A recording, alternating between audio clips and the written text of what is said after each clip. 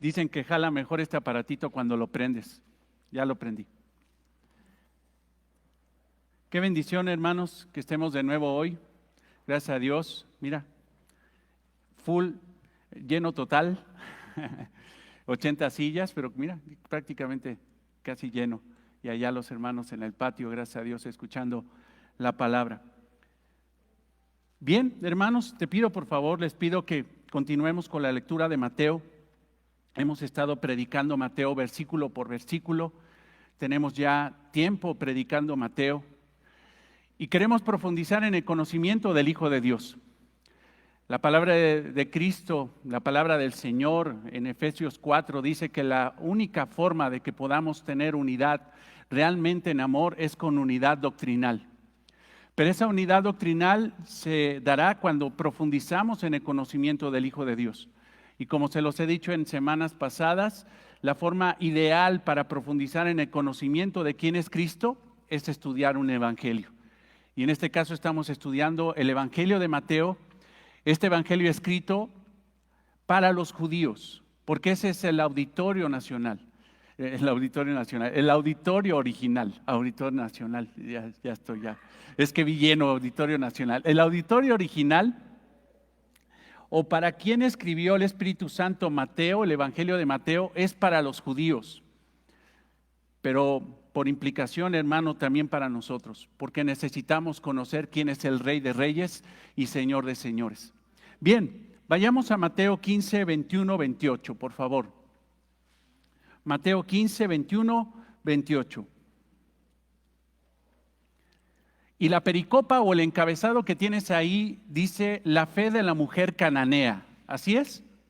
Mas sin embargo, yo te quiero dar el nombre de la predicación del día de hoy y es la fe que permanece aunque el Señor guarde silencio. La fe que permanece aunque el Señor guarde silencio. Versículo 21. ¿Ya estás ahí? ¿Todos traen Biblia? Ahí está caliente.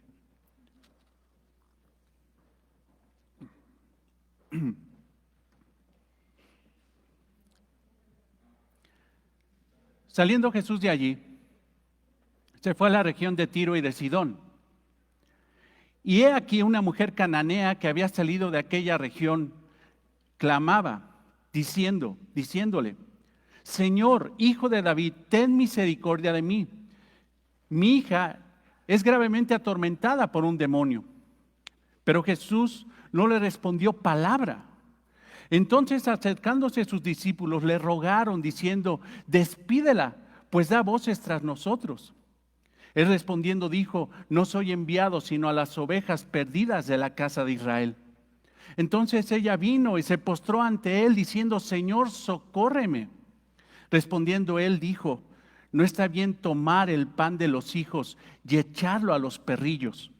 Y ella dijo, sí, Señor. Pero aún los perrillos comen de las migajas que caen de la mesa de sus amos. Entonces respondiendo Jesús dijo, oh mujer, grande es tu fe, hágase contigo como quieres. Y su hija fue sanada desde aquella hora. Amén. A veces uno, cuando se encuentra con estos pasajes tan controversiales y tan mal interpretados, a veces uno dice, o he escuchado muchos hermanos predicar estos pasajes y dicen esto, te voy a enseñar la verdadera interpretación de este pasaje que ha sido uno de los más alterados y mal interpretados de la palabra de Dios. Pero la realidad, hermanos, es de que casi toda la palabra de Dios en muchas iglesias no la interpretan de una forma correcta. Mas, sin embargo, nosotros pretendemos, por la obra del Espíritu Santo, que el día de hoy encontremos realmente el verdadero significado de este pasaje. Yo sé que muchos de ustedes tienen poco viniendo a la congregación, son bienvenidos y los amamos. Pero yo creo que recordarán a mis hermanos que ya tienen más tiempo aquí en la congregación, porque ya tiene 5 años de vida esta congregación, que en un momento de la vida de esta congregación, hace mucho tiempo, se predicó este pasaje por un hermano que vino a predicarnos. Pero la realidad, hermanos, no sé si recuerdes, pero fue un pasaje, un día muy desafortunado, porque este hermano no entendió el verdadero concepto y la línea principal de este mensaje. Y él se ubicó y se enfocó muchísimo en la mujer cananea. Pero realmente, hermano, cuando tú ves la palabra de Dios, cuando tú lees la palabra de Dios, cuando tú estudias la palabra de Dios, no te tienes que enfocar en los hombres, te tienes que enfocar en Dios. Eso es lo que tienes que buscar en la Biblia, lo que Dios hace, lo que Dios está diciendo, lo que Dios está proclamando, lo que Jesús está haciendo más que los hombres. Porque eso es la verdad. Y te quiero decir, hermano, que el pasaje principal, para que tú vayas normando tu carácter y vayas viendo, o tu criterio, viendo realmente de qué trata este pasaje, te voy a pedir que veas el versículo 24.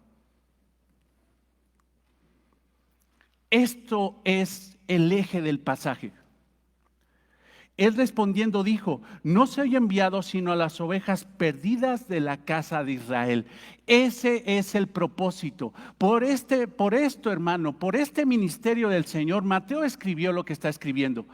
No es tanto lo de la mujer, no es tanto eso, es una enseñanza secundaria, pero lo primero que tenemos que interpretar y que tenemos que centrar en nuestro corazón para entender este pasaje es el versículo 24. Y hace muchos años un hermano nos quiso bendecir predicando este pasaje, pero desafortunadamente no fue así. Y terminó poniéndole al mensaje la mujer que venció a Cristo. Y muchos protestamos, dicen: oye, ¿cómo dices eso? ¿Cómo dices que la mujer que venció a Jesucristo, si Jesucristo es Dios? No entendió no entendió el mensaje, no entendió el pasaje. Quiero, hermano, que a través de este pasaje que describe Mateo, podamos ver el plan redentor de nuestro Señor Jesucristo, el plan redentor de nuestro Señor Jesucristo a través de un ejemplo de fe tenaz de una mujer cananea. Ese es el propósito, ver el plan redentor de nuestro Señor Jesucristo a través de un ejemplo de fe de una mujer cananea. ¿Esto qué quiere decir? Que no era judía. Vamos a ver cinco aspectos. La fe que es madura. 2, el silencio de Dios que prueba la fe. 3, la maravillosa respuesta del Señor. 4, la fe no es tonta, sino entendida. Ahí voltearon, ahí sí vieron, va a estar bueno. 5, la misericordiosa gracia de Jesús ante la verdadera fe. Pero aunque vemos fe, lo que tenemos que ver es cuál es el plan redentor de Jesús para los hombres. Ve el versículo 21. Saliendo Jesús de allí, se fue a la región de Tiro y de Sidón. ¿De dónde salió el Señor? Recordemos la semana pasada que hemos estado predicando seriadamente que el Señor estaba en Genezaret. Ese lugar, hermano, yo te decía que era como Cuernavaca.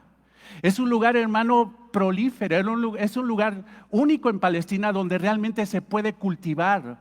Un lugar de la eterna primavera, por decirlo así, y el Señor llegó a ese lugar para poder descansar. Mas, sin embargo, en ese lugar donde Él quería descansar y tener un retiro con sus discípulos, un retiro para descansar, para alimentarse, para poder nutrirse en oración del Padre y poder escuchar la palabra de Cristo, el Señor Jesucristo en ese lugar de Genezaret tuvo un encuentro muy desafortunado con hombres religiosos que venían de Jerusalén para confrontarlo y decirle: ¿por qué tus discípulos comen pan sin lavarse las manos? ¿Por qué no respetan la ley?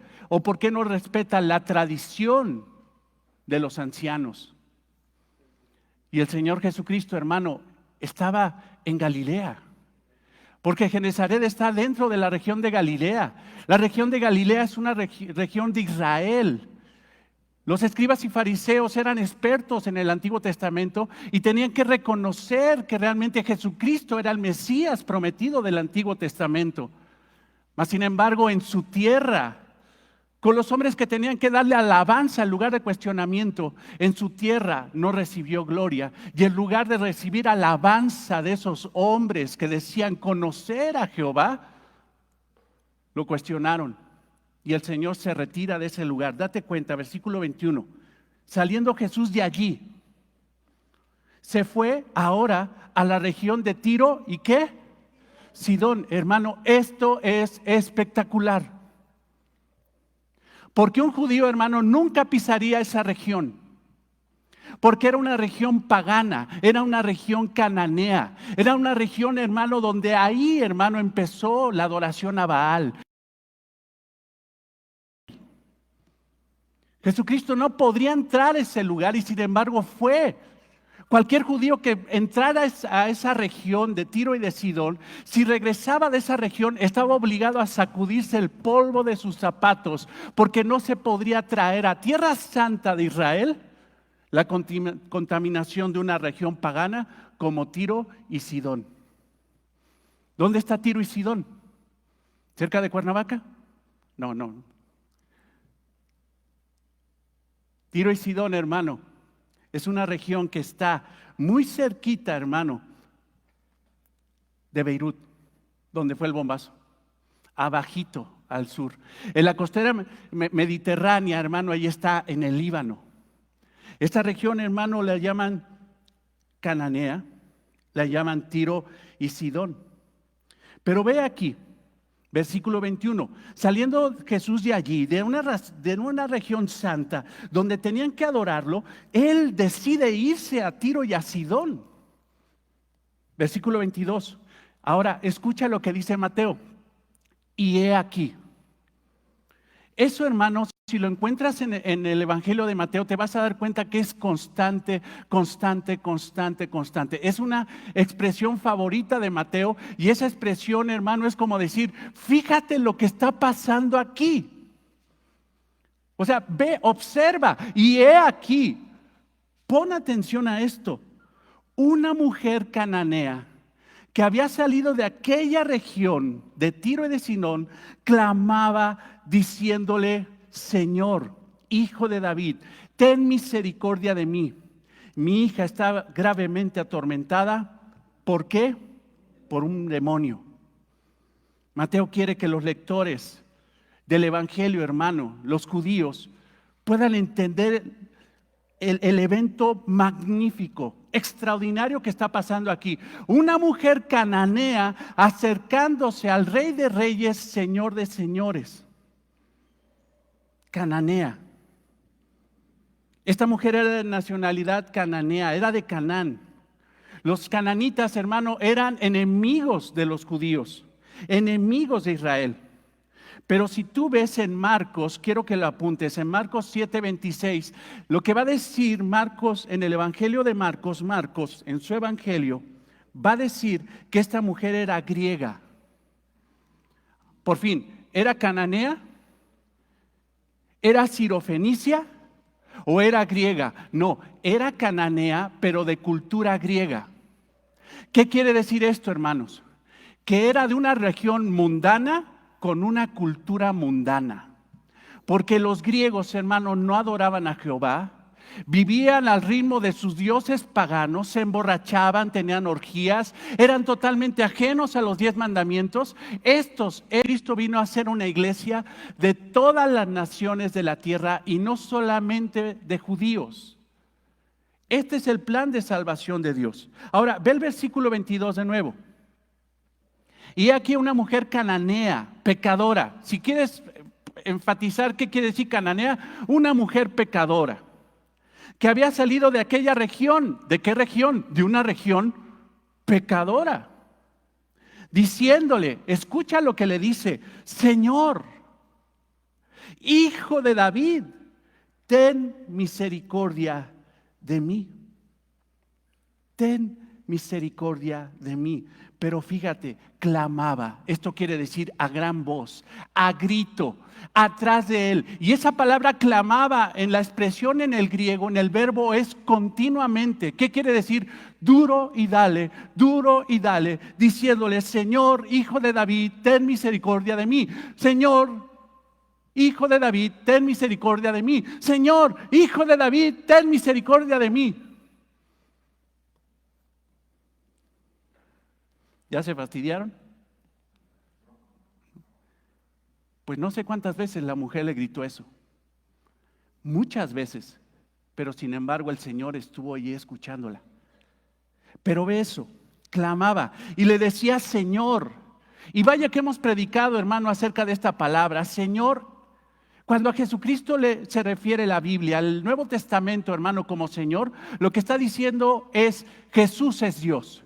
Jesús es el mandamás, es el Kyrios en el griego, es el Adón en el hebreo, es el amo, es el mandamás, es el que gobierna todas las cosas. Esta mujer, hermano, que no era israelita, le está diciendo a Jesús, Jesús, tú eres Dios. Pero también le está diciendo, hijo de David, tú eres el Mesías. Tú eres el descendiente del rey David, el descendiente prometido al rey David, del cual sería las naciones, ese rey que nunca dejaría su trono, ese rey eterno, el verdadero Mesías del Antiguo Testamento prometido a David, es Jesús. Y esta mujer, hermano, le está diciendo a Jesucristo, a Jesús, tú eres el amo del universo. Tú eres el Mesías prometido. Esa es la gran fe de la mujer cananea.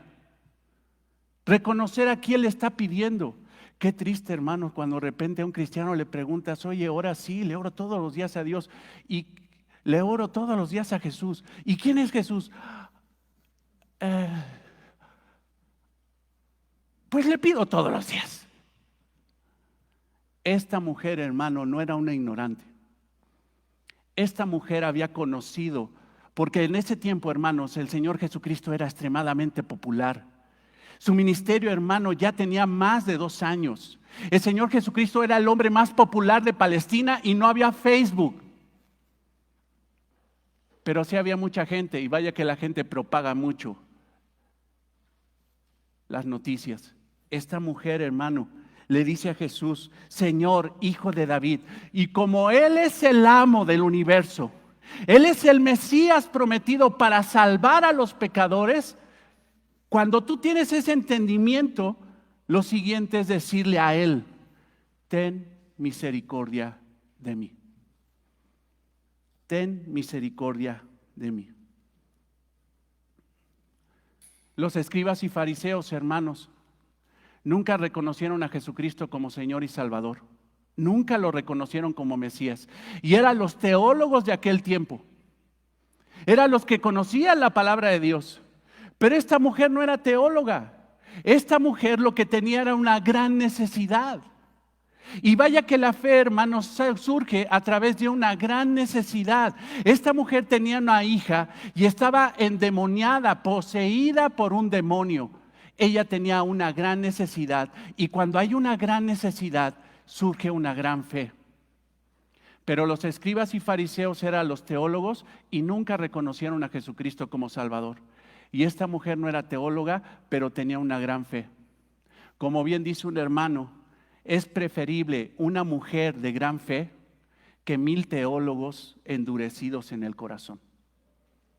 Así que, hermanos, seamos teólogos, pero que nunca la teología endurezca tu corazón, porque el conocimiento, hermano, sin amor, envanece. Primera a los Corintios 8. Esta mujer tenía conocimiento, pero se enterneció su corazón al grado de decir, ten misericordia de mí. ¿Qué es misericordia?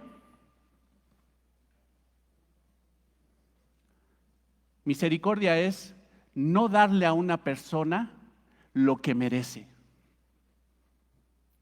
Misericordia es, te lo repito, no darle a una persona lo que merece. Esta mujer, fíjate qué gran fe, está diciendo, lo que me está pasando me lo merezco. No le voy a echar la culpa a nadie. Es más, hermano, el problema no era de ella, pero era como si fuera de ella. Porque ¿cuál es el problema de esta mujer? ¿Ella está endemoniada? No, su hija. Hermano, cuando alguien está en paganismo, cuando alguien viene una vida desenfrenada, lo que la Biblia enseña, hermano, es de que probablemente se le meta un demonio. ¿Quién sabe qué hizo esta mujer? ¿Quién sabe qué practicó? ¿Quién sabe a quién adoraba? Pero lo que provocó su gran pecado fue que su hija se endemoniara, porque seguramente también su hija estaba lejos de Dios. Te quiero decir una cosa muy importante: un cristiano nunca está endemoniado. Ay, es que conozco a un cristiano endemoniado. Pues no es cristiano. Un cristiano nunca va a estar endemoniado. Un pagano sí, pero todos los paganos van a estar endemoniados. Imagínate todos en la calle que estuvieran endemoniados. ¡Qué locura! Se te aparece el endemoniado gadareno a cada 3 metros. No podríamos salir. Mas sin embargo, hermanos, por la gracia del Señor, aunque todos merecen sin Cristo estar endemoniados, Él no permite que todos estén endemoniados. Pero sí hay una relación entre los demonios y el pecado.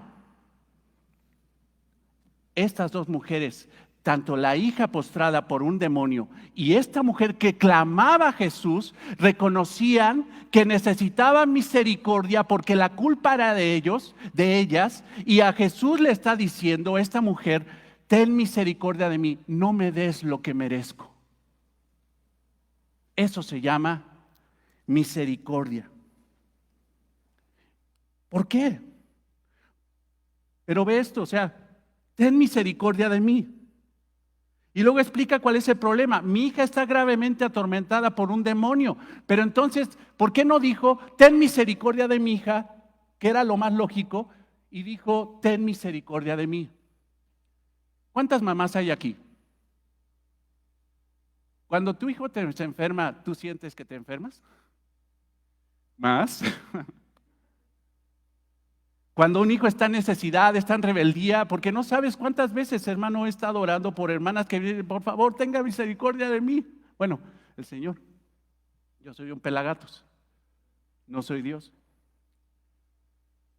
Pero ves una relación de ese amor de padre, de padres, que cuando su hijo está mal o sus hijos están mal, ellos sufren junto con sus hijos.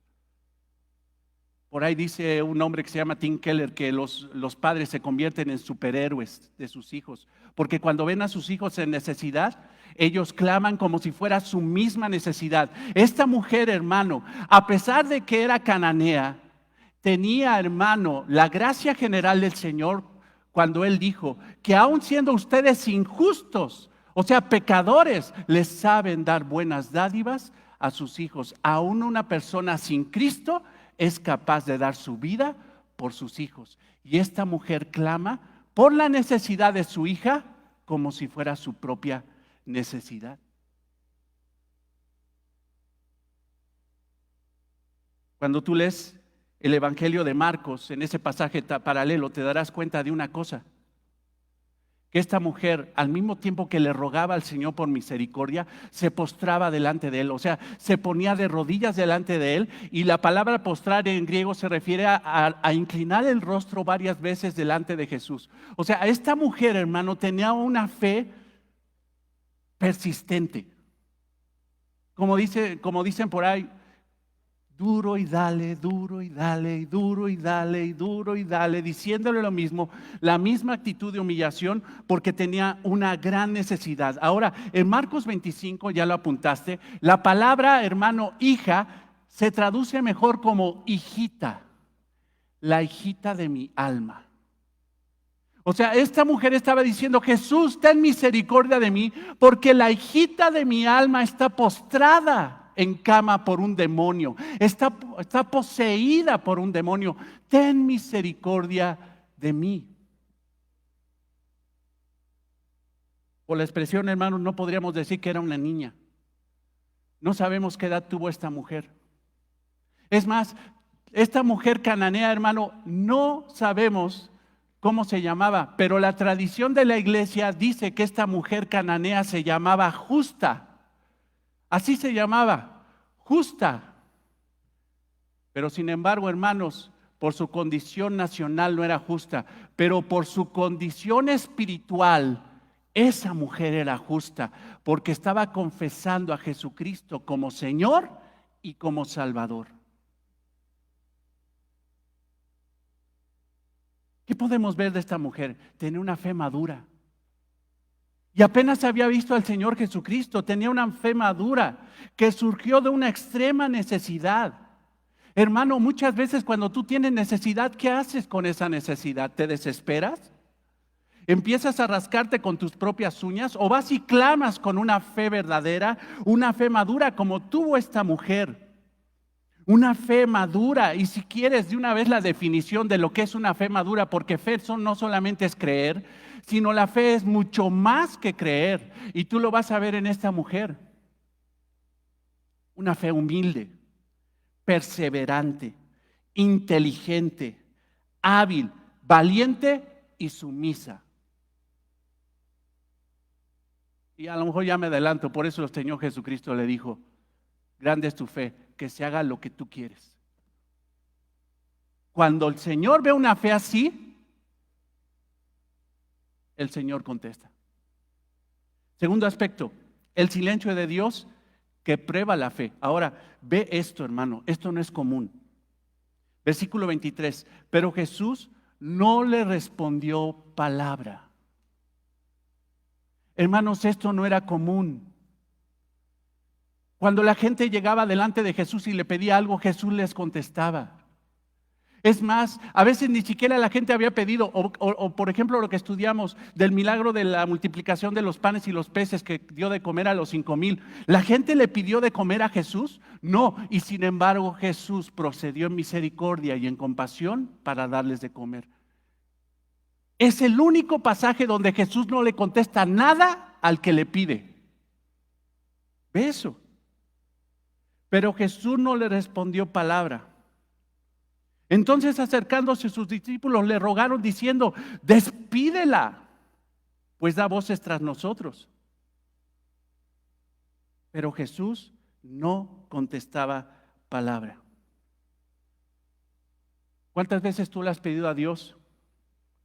Y a lo mejor con esta fe persistente en oración, rogándole, pidiéndole no tus derechos, dame porque me lo merezco, no merezco nada. Señor, ten misericordia de mí, no merezco yo exigirte que yo ato, decreto y que confieso y ahora en el nombre, quítate de esas payasadas. Y es la realidad, son payasadas.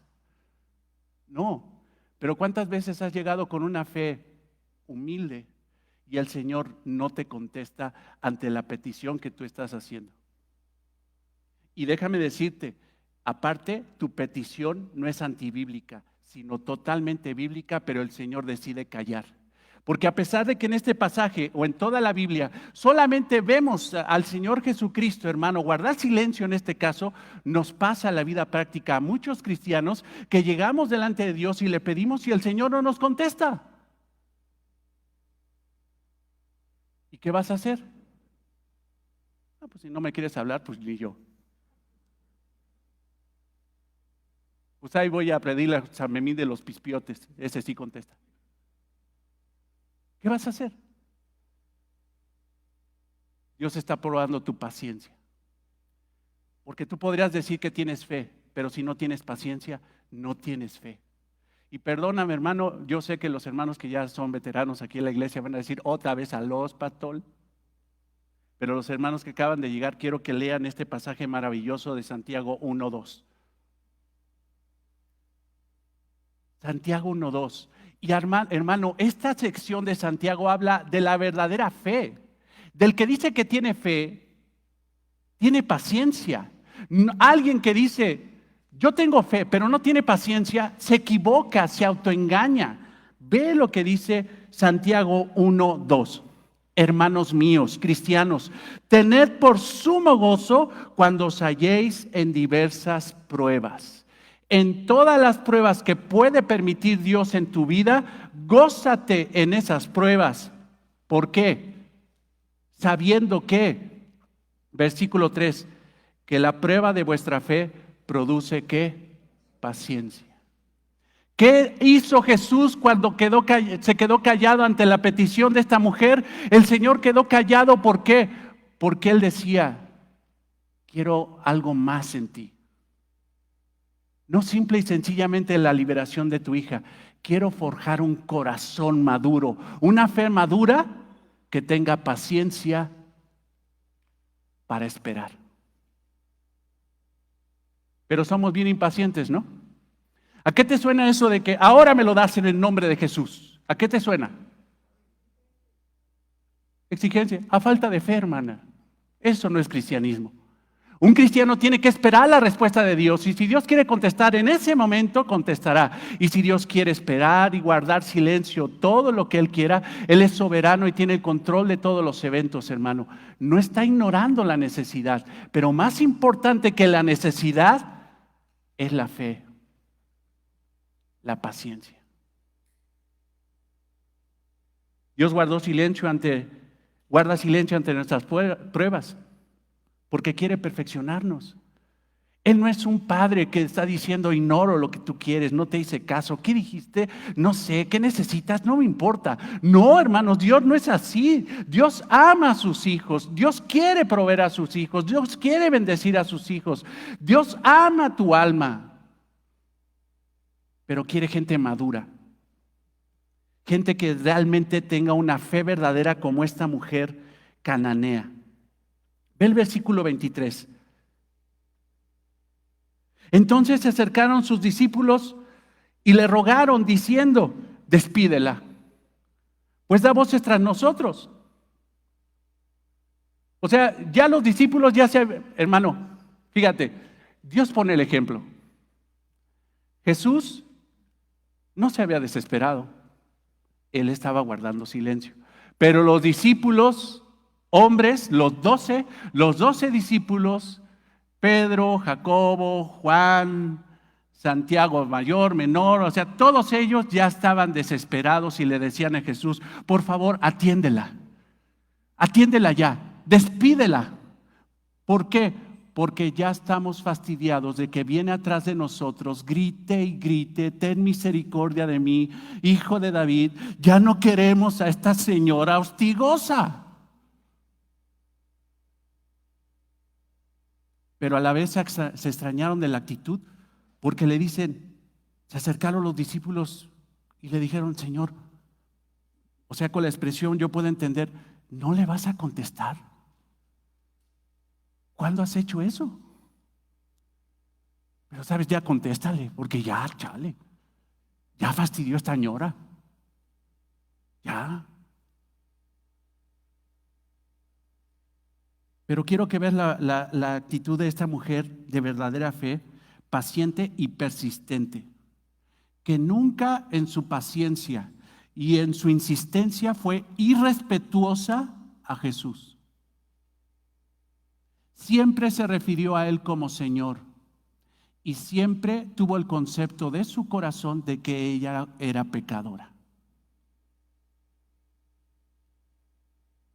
Los discípulos querían que le hicieran caso a la mujer, que dejara de molestar.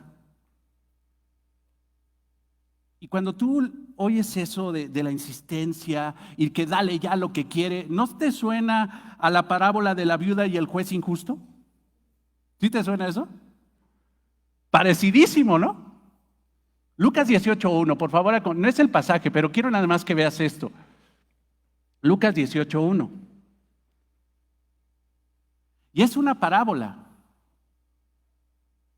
También le refirió Jesús, Lucas 18:1, también le refirió Jesús una parábola sobre la necesidad de orar siempre y no desmayar.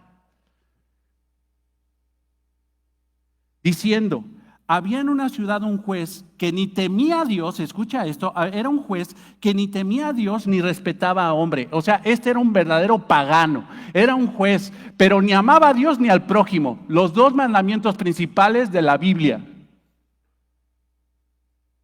Era injusto. Versículo 3, había también en aquella ciudad una viuda, la cual venía a él diciendo, hazme justicia de mi adversario. Tenía un problema.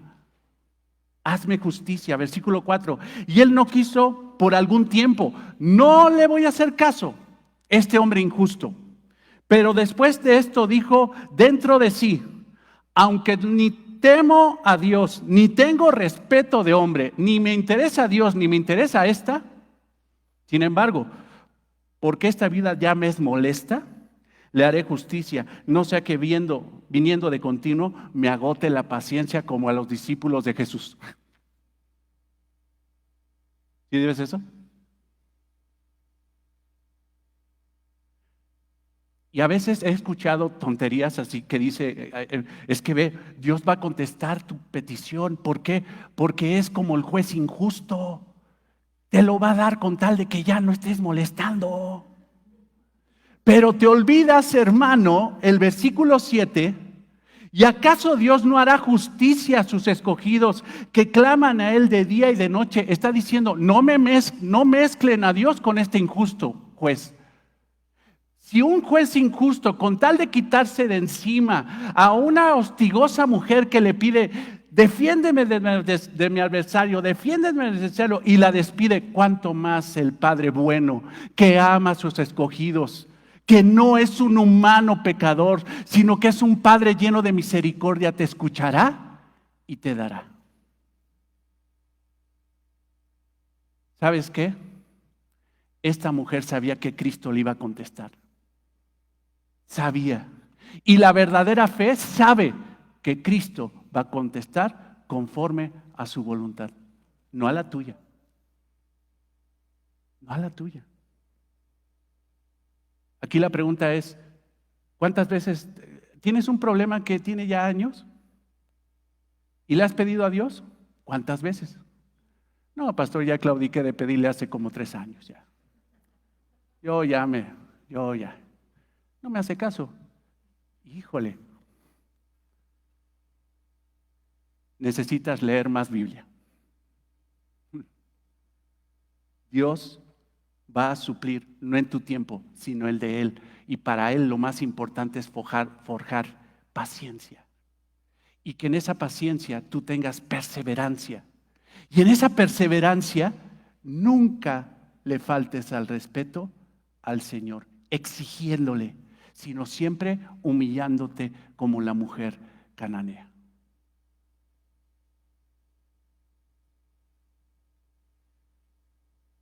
Segunda a los Corintios 12:9, si lo quieres apuntar. Pablo oró 3 veces por una necesidad. Tenía un aguijón, un emisario del diablo. No sabemos si era una enfermedad o un hermano incómodo o un inconverso dentro de la iglesia de los Corintios, pero Pablo llegó delante de Jesús a decirle, quítame el aguijón. Quítame el aguijón 2 veces, quítame el aguijón 3 veces. El Señor no contestó hasta la 3.ª vez y el Señor le dijo, no te voy a quitar el aguijón, sino te voy a dar algo más grande que eso. No te voy a quitar tu enfermedad, Pablo, sino te voy a dar algo más grande que eso. Escucha, bástate mi gracia, porque mi poder se perfecciona en tu debilidad. Pablo pidió por salud y Jesucristo le dio gracia, para que en medio de la enfermedad él pudiera tener gozo y decir, Señor, gracias por mi enfermedad. Gracias por el cáncer que tengo. Gracias. Me lo merezco. Ay, ¿cómo está diciendo cuándo fue? No, simple y sencillamente porque eres pecador, te lo mereces. Esta mujer tenía una hija endemoniada y tenían una gran aflicción porque eran pecadores y se lo merecían. Porque la paga del pecado es muerte. Y dentro de la muerte están los demonios, la enfermedad, la dolencia, el sufrimiento, la decepción, la amargura. Pero el pecado no entró por Dios, el pecado entró por el hombre. Dios no genera pecado ni hace pecar a nadie. Los hombres son los que se meten en esas cosas. Bien que se meten, ya me enojé. Bien que se meten en esas ondas. Pero lo único que los puede sacar es Jesucristo. Por ahí dicen, cada quien escoge su pecado. Y cierto. Pero también Dios escoge las consecuencias del pecado. Puede ser un demonio, puede ser una enfermedad. Ahora quiero ser claro. ¿Aún los cristianos nos enfermamos? Sí. Al ratito, Lupita, te lo aclaro, pero sí. Pero sí, Lupita, mira, yo soy cristiano, Moisés es cristiano, Lalo es cristiano y Lalo necesita lentes para ver, y yo también, y mi hermano que está allá, y eso, hermano, es debilidad visual, es una enfermedad. Somos cristianos y yo ya no veo, aquí termino. Aún la consecuencia del pecado está en nuestro cuerpo, pero la consecuencia del pecado en nuestro destino no va a ser, ¿por qué? Porque tenemos garantizado por medio de Cristo llegar al cielo, pero nunca Cristo garantizó que un cristiano no se iba a enfermar. Esta mujer sabía que era pecadora y que la consecuencia de su pecado era el conflicto que tenía su hija.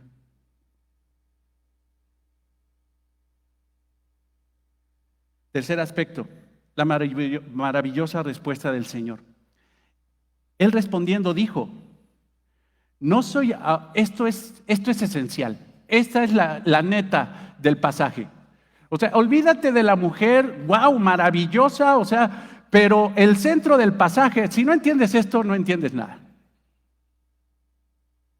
Él respondiendo dijo, no soy enviado sino a las ovejas perdidas de la casa de Israel. Qué respuesta tan rara. Pero Jesús, hermano, le estaba diciendo a esta mujer la realidad de su ministerio. Él vino a salvar primeramente a los judíos, porque los judíos fue el pueblo de Dios, el pueblo descendiente de Abraham, los que tuvieron la promesa de la palabra, los que guardaron la palabra, los que recibieron los 10 mandamientos, el Pentateuco, los primeros libros, los libros del Antiguo Testamento. Israel era todo eso para ellos.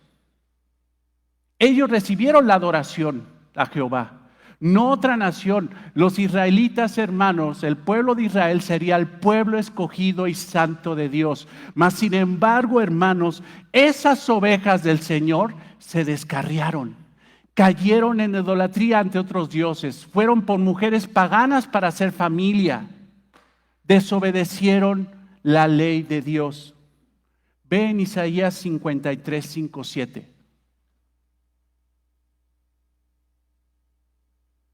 53, 5, 7.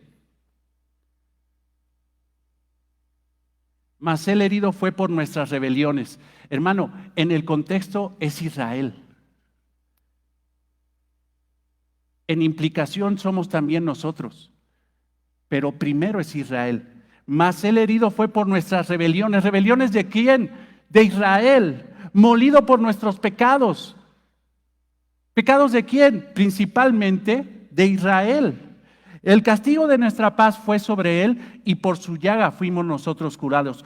Todos nosotros, Israel, nos descarriamos como ovejas. Y Jesús dice en el versículo 24 de Mateo 15, y respondiendo dijo, no soy enviado sino a las ovejas perdidas, descarriadas de la casa de Israel. Jesús le estaba diciendo, mujer, tú eres cananea. Y yo vine primeramente a salvar a los judíos. Esa fue la respuesta del Señor. El Señor le está diciendo su agenda de salvación. Ahora sabemos, hermanos, porque la Biblia está terminada de escribir, que Dios, Jesucristo, vino a salvar primeramente a Israel y después a los gentiles, que somos nosotros, a los que no son de raza judía. Pero Jesús le está diciendo, mujer cananea, ¿no te has dado cuenta que tú tienes una cultura totalmente ajena a Israel? Yo vine primero a bendecir y a extender misericordia a las ovejas perdidas de la casa de Israel.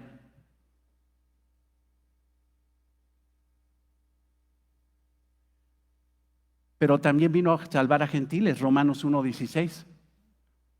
Y ahí está nuestra promesa. Y fíjate qué triste, hermano, que los judíos, siendo el pueblo de Dios, desecharon a Dios y viene su Salvador y desechan a su Salvador. Pero esta mujer no desecha al Salvador. Esta mujer estaba entendida del plan de redención. Y te vas a dar cuenta adelantito con lo que le contestamos de esta mujer que tiene una inteligencia espiritual que pasa su mecha, Marimar. Romanos 1:16, ve lo que dice la palabra. Porque no me avergüenzo del evangelio. ¿El evangelio de qué? De salvación. ¿Para qué? Para las ovejas perdidas. ¿Solamente de Israel? No, porque es poder de Dios para salvación a todo aquel que en él cree. Al judío primeramente, escucha eso, y también a quién, al griego como remanente, como los que siguen. Pero primero Jesús. Porque el mandato del Padre fue ese: primero va y evangeliza a mi pueblo, y después de eso evangeliza a todas las naciones. Eso le dijo el Señor Jesucristo a los apóstoles cuando los escogió: primero vayan y prediquen el evangelio en todo Palestina, y a pueblo de gentiles no vayan. Pero fue Pablo, el apóstol Pablo, el apóstol de los gentiles, que fue a predicar el evangelio a los gentiles. Jesucristo no le está diciendo nada raro, le está diciendo algo revelador. Ahora, por favor, ponte en este lugar. Jesucristo aquí, nuestro Señor. La mujer cananea ahí escuchando lo que le dice el Señor, le dijo: no soy enviado sino a las ovejas perdidas de la casa de Israel. Pero estaban los discípulos oyendo y diciendo: ¿no solamente vienes a salvar a los judíos? Y eso es lo que estás diciendo. Está bien. Pero más adelante el Señor Jesucristo dice algo que seguramente, a pesar de que el texto no lo dice, a ellos les botó el sistema. ¿También vienes a salvar a gentiles? ¿A cananeos? ¿A paganos? ¿A los de Tiro y Sidón? ¿A una mujer sirofenicia? ¿A esa la vienes a salvar? Y Jesús dice: sí, porque grande es mi misericordia. Jesús le dice a esta mujer que el favor sería primero para los judíos, pero si analizamos sus palabras, nunca le dice que no vendría a favor para los pueblos gentiles. Nunca le dice eso. Nunca.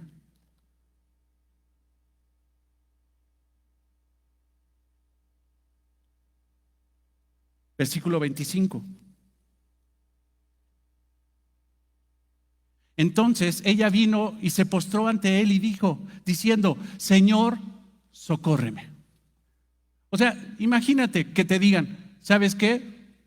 La bendición no es para ti. Ah, bueno, si no es para mí, pues ahí nos vemos. Vamos.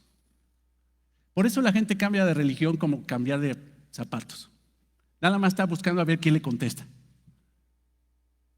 San Memín de los Pispiotes, la Virgen María, San Judas, San quién sabe qué, San quién sabe. ¿Por qué? Porque se cambian con tal de encontrar a ver quién le tiene respuesta. Pero esta mujer sabía: Él es el Mesías, Él es el Señor, Él es el enviado de Dios, Él es el único que me puede salvar. Y por eso, perdóname, Señor, pero te vuelvo a decir: socórreme.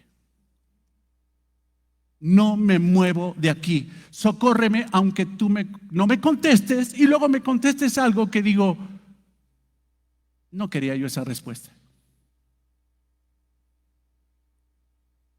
Cuando tú pides al Señor y Él te contesta lo contrario, ¿qué haces? A ver, Señor, mira, no has entendido. Mi problema es este, no este. ¿Sí? ¿Sí te diste cuenta, Señor? Mira, mi problema es este, no este. Y yo quería que me dijeras esto, no esto. O sea, con todo respeto, ¿no? No. Esta mujer nunca le faltó al respeto al Señor.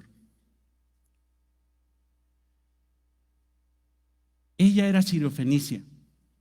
Ella no podía aspirar a las promesas de Dios, a las promesas que Dios dio a su pueblo. Pero ve su peculiar forma de contestar de nuestro Señor Jesucristo, versículo 26. Y aquí, hermanos, es algo impresionante. Respondiendo él, dijo: no está bien tomar el pan de los hijos y echarlo a los perrillos. Tómala. Muchos dicen: qué grosero. Yo por eso no soy cristiano. Ve cómo le contesta. Le dijo perra. Le dijo perra. No, hermanos, nunca le faltó al respeto a la mujer. Él otra vez le está diciendo a través de una parábola su plan redentor. Primero a Israel y después a los gentiles. Pero tanto los hijos que están sentados a la mesa, el Padre los alimentará con salvación, como también a los perrillos, que en este caso, hermano, son los gentiles. Nosotros somos perrillos.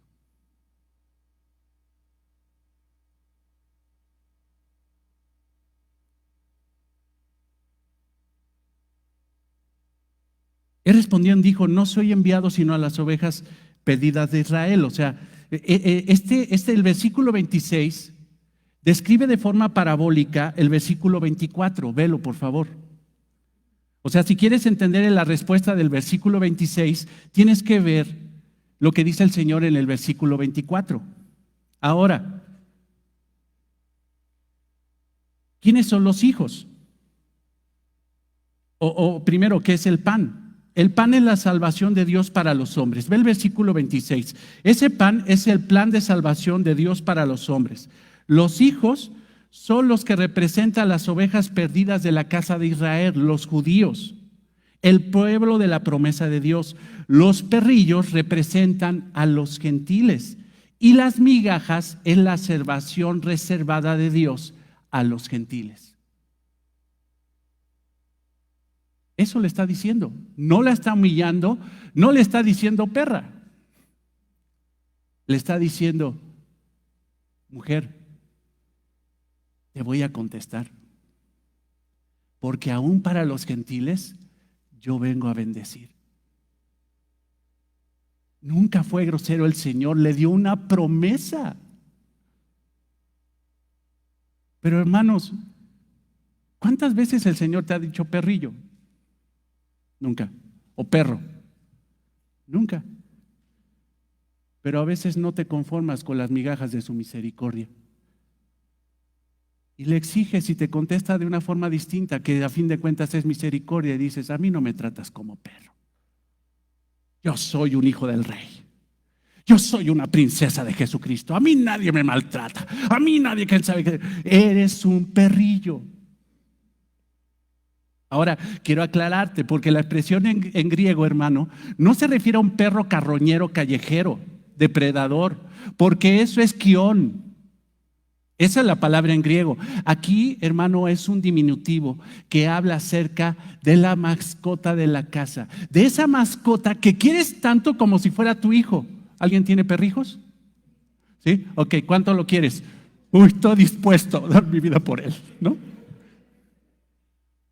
¿Por qué? Porque es parte de tu familia. Nosotros tenemos una cosa así, depredador, pero lo amamos como si fuera de la familia. Se apellida Romo, así te digo. Y no es una cosa mala, hermano, porque simple y sencillamente, recuerda la parábola de David y del profeta Natán, donde Natán lo confronta y le dice: ¿qué harías con un hombre que teniendo 100 ovejas va y mata a la oveja de aquel que tenía una y que la amaba tanto que hasta se dormían con ella? O sea, hermano, los perrillos aún son parte de la familia. Aunque nosotros somos un remanente y aunque nosotros no somos israelitas, somos, hermanos, la iglesia de Dios, y también vamos a alimentarnos de la gracia y la misericordia de Jesús. No somos perrillos, no somos perros que regresan al vómito, no.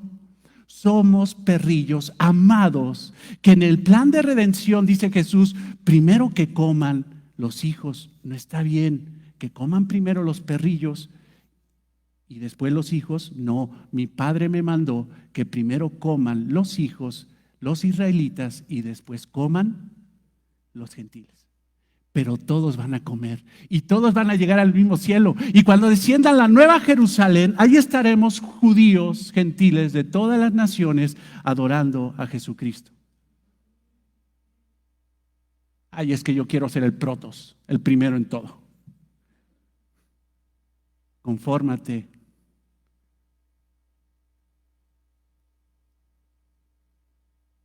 Esta mujer muestra una gran fe. Era persistente, pero también humilde. La fe no solo cree, sino también sabe esperar con humildad, lo hemos visto. Pero ve el cuarto encabezado, la respuesta espiritual de la fe. Muchos piensan, hermanos, que la fe es tonta. Yo creo, ¿por qué? Pues porque nada más creo, gloria a Dios, vamos a creer todos. No, la fe es reflexiva, la fe entiende, la fe conoce a su Salvador y lo define la salvación de su vida. Cuando tú te integres a esta iglesia de una forma, formalmente a la iglesia, en una membresía, yo te voy a preguntar, ¿eres cristiano? ¿Por qué? Porque sí, ¿no? No. Un verdadero creyente define su fe bíblicamente. La fe no es tonta, y esta mujer no era tonta, era inteligente espiritual. Ve la respuesta, 27. Gracias por su paciencia, hermanos, ya me piqué, pero ahorita terminamos. Y ella le dijo, sí. No le dijo, no te entendí. Le dijo, sí. Que literalmente es, sí, Señor, ciertamente. Ellos son primero. Ellos son primero. Sí, Señor, pero aún los perrillos comen de las migajas que caen de la mesa de su amo. Aún sé, Señor. Y esto, hermanos, no fue inspirado por la carne, sino por el Espíritu Santo. Cuando una persona dice, Señor, aún sé que no merezco misericordia, pero sé que eres tan bueno que tú me darás aún migajas y comeré. Esta mujer entendía el plan de salvación, hermano. Esta mujer entendió la parábola. Y los discípulos, hermano, en los capítulos, versículos anteriores, llegó Pedro, ¿nos puedes explicar la parábola, por favor? Porque no te entendimos nada. Y Jesús llega, hermano, esta es la evidencia que a las mujeres sí les gira el cerebro más rápido que a nosotros. La verdad, hermano, ¿sí o no? Las mujeres son más inteligentes. Las mujeres son más capaces. Las mujeres son lo que son porque Dios las hizo completas y a nosotros nos hizo incompletos. Ustedes están completas, pero quiero decirte una cosa, en cuestión de fe, tú estás igual que un hombre. Y solamente Cristo es el que puede poner en ti fe, como también en un hombre. Espiritualmente no eres mejor que el hombre, ni el hombre es mejor que la mujer. Todos son iguales, necesitan a un Salvador. Pero esta mujer, hermano, entendió. O sea, la mujer dijo, ¿cuál es tu plan de redención, Señor? Ya lo entendí. Primero vienes a salvar a los judíos y después a los gentiles. Pero sé, Señor, que como vienes a salvar a los gentiles, a mí me va a tocar migajas. Pero con eso me conformo. Con tal de estar en el reino, con tal de ver tu favor y tu poder en mi vida, yo espero. Pero sé que me vas a contestar. No hay de otra. Sé que me vas a contestar.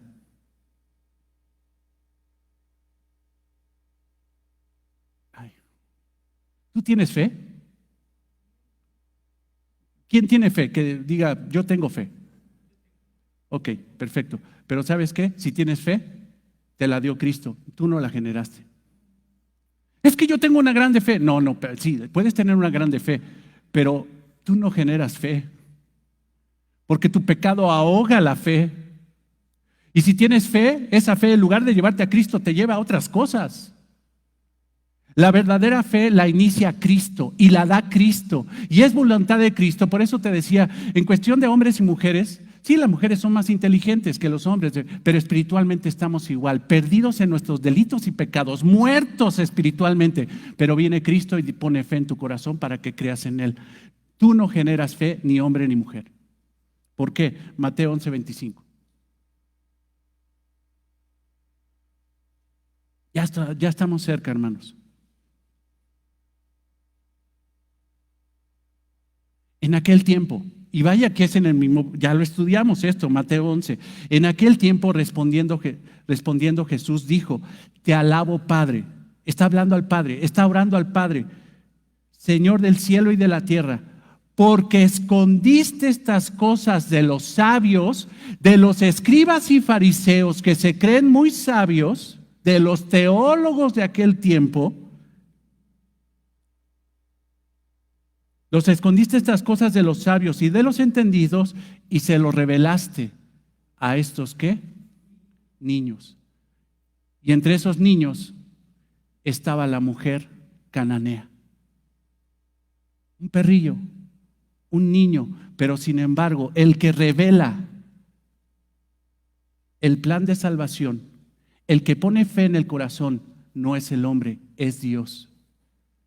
Ve en el versículo 26, sí, Padre, porque así te agradó. O sea, es soberanía y voluntad de Dios que tú creas o no. De repente hay gente que dice, ahora soy cristiano, yo decidí ser cristiano, ahora creo en Cristo. ¿Tú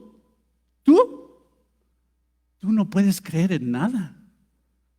Pero si crees es porque el Padre le agradó revelártelo a ti, porque eras un niño necesitado. Versículo 27, todas las cosas me fueron entregadas por mi Padre, dice Jesús, y nadie conoce al Hijo sino el Padre, ni el Padre conoce a alguno sino el Hijo. Ahora escucha esto, y aquel a quien el Hijo lo quiera revelar. La mujer cananea, hermano, esa gran fe se la puso Jesús, y a través de las preguntas, de su silencio, empezó a nutrir su fe. Jesús era el que le estaba haciendo la obra en su corazón. Ella no estaba generando en sí misma la fe, sino que Jesús a través de ese proceso estaba tomando su fe y esculpiéndola para hacer una gran fe. Esa mujer no tenía una gran fe por sí misma. Jesús se lo quiso revelar y a través del silencio, de las preguntas, Él fue forjando su corazón. Por eso, hermano, cuando Dios no te conteste, dale gracias a Dios porque está esculpiendo tu fe. Pero va a contestar.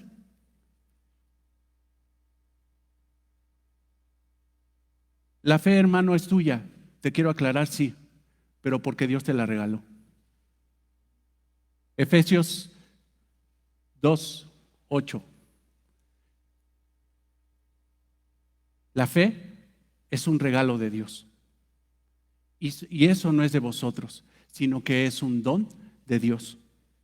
Ahora, ¿quieres decir que es tu fe? Sí, pero recuerda una cosa, si tienes fe es porque Cristo te la dio. No puedes generar fe.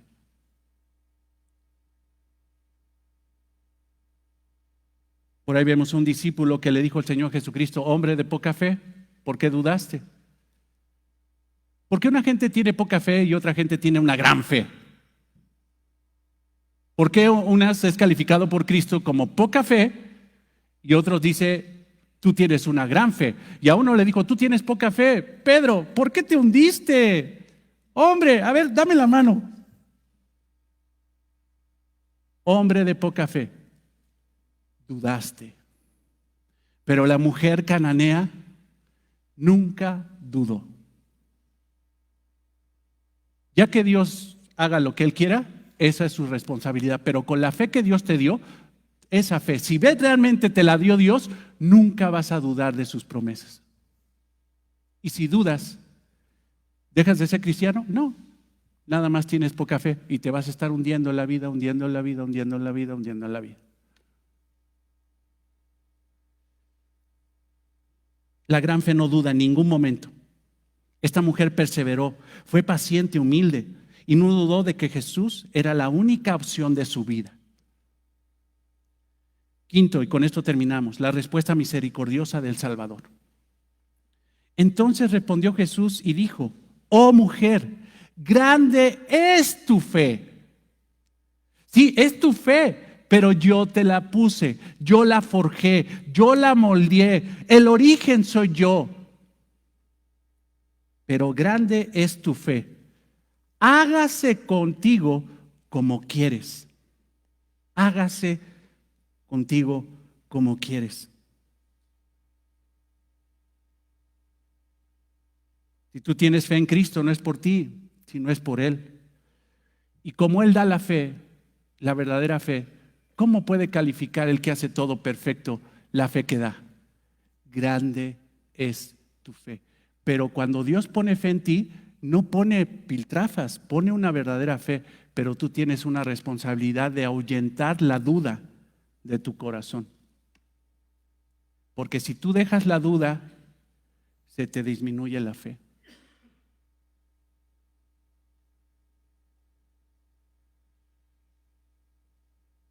El Señor le dice, grande es tu fe, hágase contigo como quieres. Lo que tú me pides te lo doy, tal cual como lo pides. ¿Quieres que tu hija sea liberada del demonio? Un exorcismo, es más, mira, ni siquiera tengo que ir. Hágase en este momento como tú lo estás pidiendo. ¿Como me lo pediste? No, conforme a la medida de fe que tienes. Conforme a la medida de fe que tienes. Y en el Evangelio de Marcos, fíjate lo que dice, y cuando llegó ella a su casa, porque tenemos esa información que no tenemos en Mateo, cuando llegó ella a su casa, halló que el demonio había salido y la hija estaba acostada en la cama. El demonio se había ido por la gran fe de esta mujer. ¿Cuál es el galardón de esta mujer? ¿Qué podemos entender? O sea, el beneficio fue de ella. ¿Sabes qué? ¿Cuál fue el beneficio? Pues que su hija ya no estaba endemoniada. Ese fue su beneficio. Te equivocas. Su beneficio fue que ella entendió que dentro del plan redentor de Dios, ella iba a ser salva. Y que aún los perrillos iban a tener la bendición de las migajas del Padre. Pero tristemente, ya sabes, nos gusta más el milagro de ver un endemoniado exorcizado que el milagro de que llegues al cielo por gracia. Si tú eres salvo y vas a llegar al cielo, ¿qué milagro quieres? ¿Qué mayor milagro quieres? Esa es la más grande bendición de tu vida. Si tú no estás en Cristo, no vas a ir al cielo, porque la única forma, amigo, amiga, que nos visitas, que te amamos, la única forma de llegar al cielo es por medio de Jesucristo. Si no crees en ese que es el Salvador de Israel y de los gentiles, las migajas nunca caerán de misericordia en tu vida.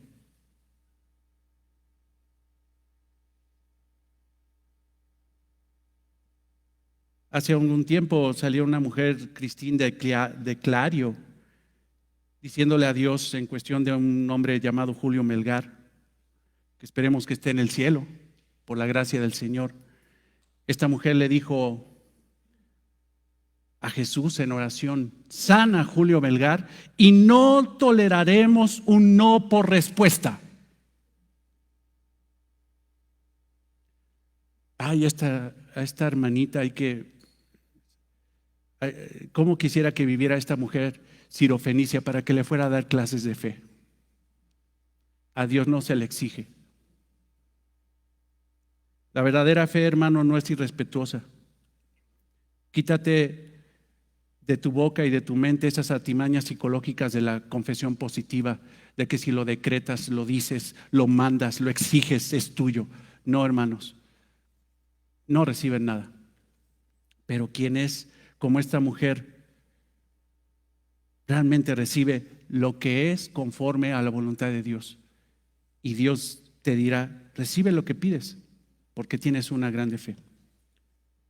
En una ocasión los discípulos se dieron cuenta de que tenían una fe muy mocha, muy inepta. Y hicieron algo sabio, fueron a Cristo y le dijeron: aumentanos la fe.